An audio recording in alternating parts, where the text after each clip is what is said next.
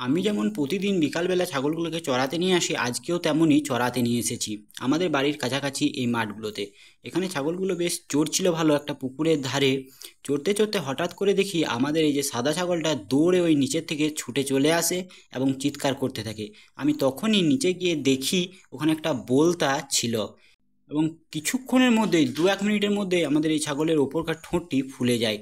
আপনাদের সাথে কখনো যদি এমন হয়, আপনাদের কোনো পোষা প্রাণীকে যদি বলতায় হুল ফুটিয়ে দেয়, তাহলে আপনারা তৎক্ষণাৎ কী করবেন সেটিই বলবো।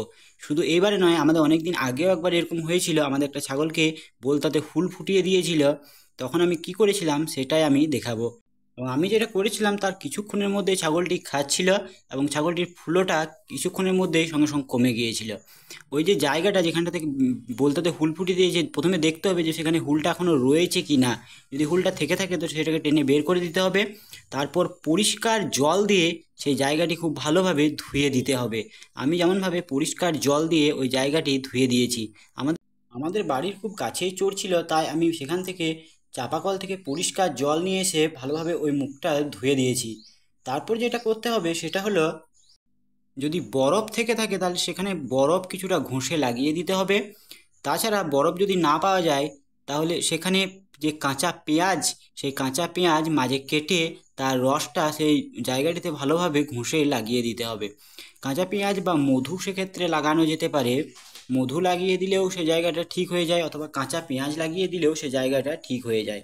আমি আমাদের এই ছাগলটিকে এখন বাড়ি থেকে কাঁচা পেঁয়াজ একটা নিয়ে গিয়ে সেই পেঁয়াজটা ওই ছাগলটার মুখে খুব ভালোভাবে ঘষে লাগিয়ে দেবো এবং কিছুক্ষণের মধ্যে ছাগলটি ঠিক হয়ে যায়। কারণ আগে একবার হয়েছিল বললাম, তাই আমি এখন এর মুখে ভালোভাবে কাঁচা পেঁয়াজ ঘষে লাগিয়ে দেবো। দু একটা করে খাচ্ছে, তবে ফোলাটা এখনও রয়েছে।